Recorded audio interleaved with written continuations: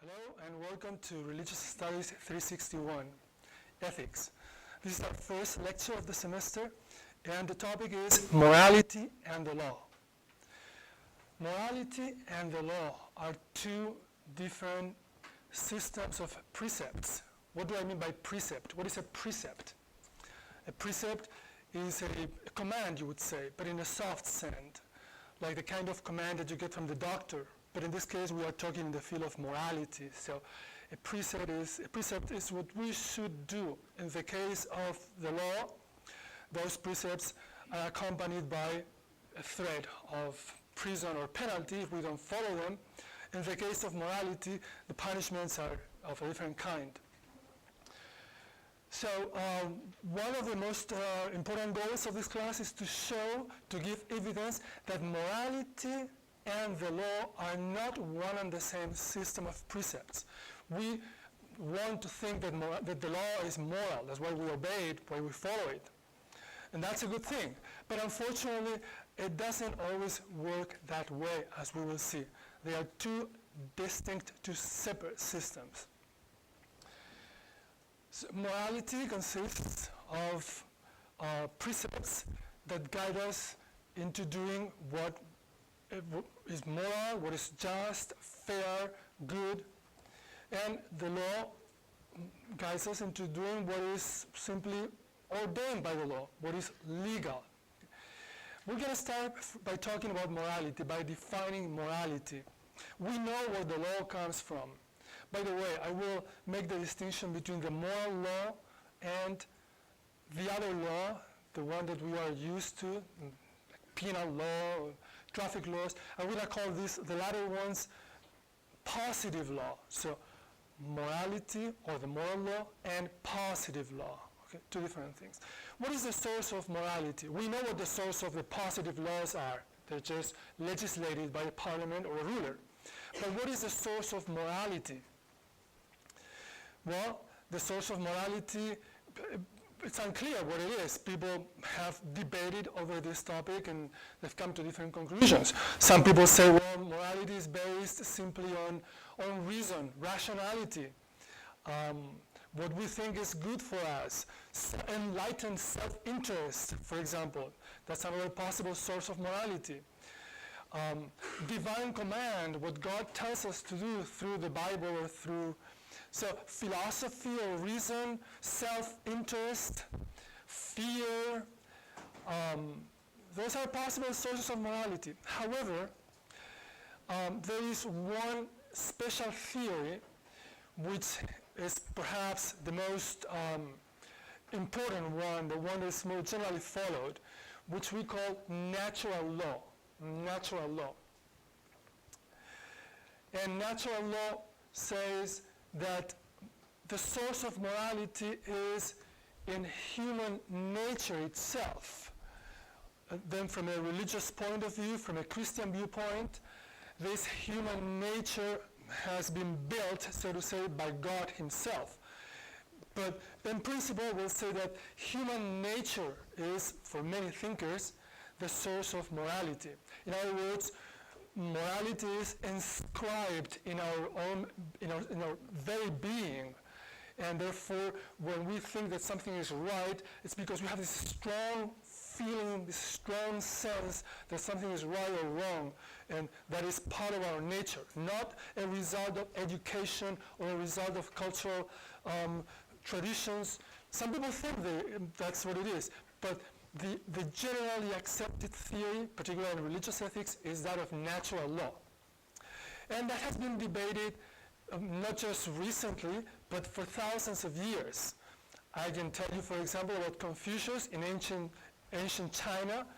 Confucius or his later disciple Mencius, they had their own theories of natural law. Okay, so Confucius thought that we are basically born with this kind of moral blank, and it is through education that we become moral people.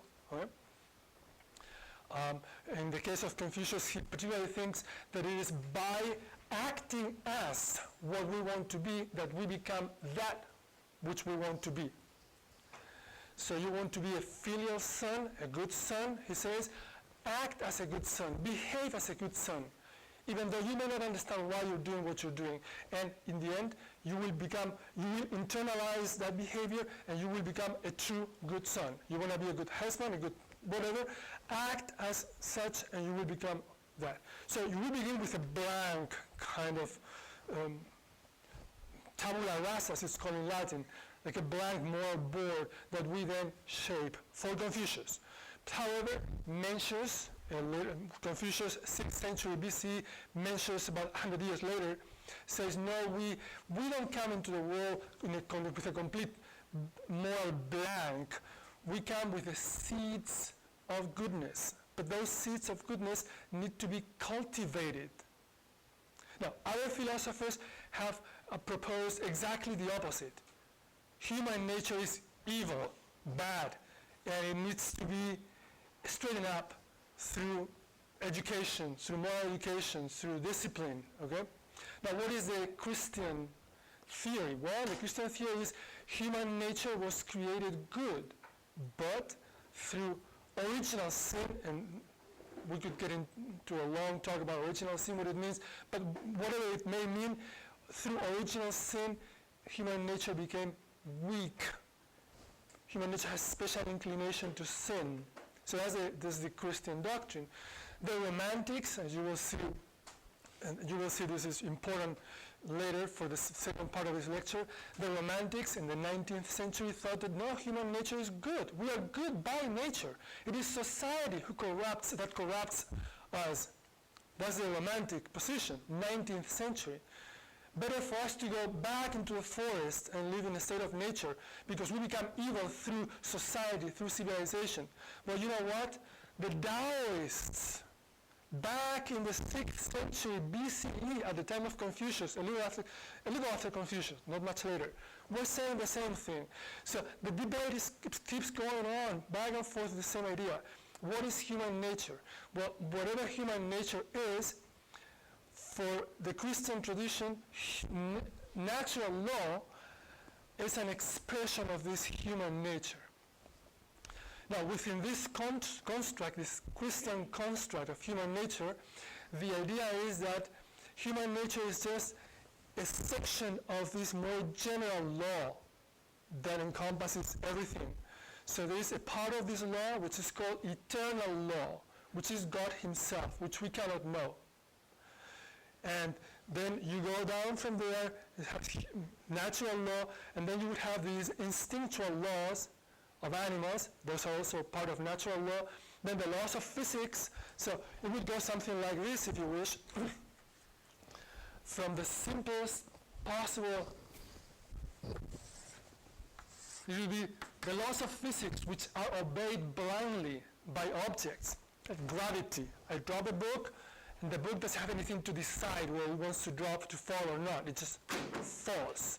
The law of gravity. And the same with all natural laws. So those are obeyed blindly by physical objects. But then you would go to animals and their instinctual laws, the reproduction, self-preservation, taking care of their offspring. They do it blindly, but they obey them blindly, but not in a blind manner as physical, as dead things. They have a certain degree of will in doing them, okay? And then human law, which is, I'm referring to as natural law, in which we do have the option of saying no. We are told this is the right thing to do, but we may say, I don't want to do it. Right? And then you would have eternal law, which we don't know, which is God himself, his own law, okay? And in between here we would have something called, in Christianity, called revealed law, the Bible or something, right? So the idea is that human rebellion, human weakness through sin has caused this cosmic imbalance. Sin has caused this cosmic imbalance. We'll get to this in a later lecture, but for now let me tell you this is the idea behind natural law, okay? So we have notions, we have documents, so to say, that talk about natural law from ancient times.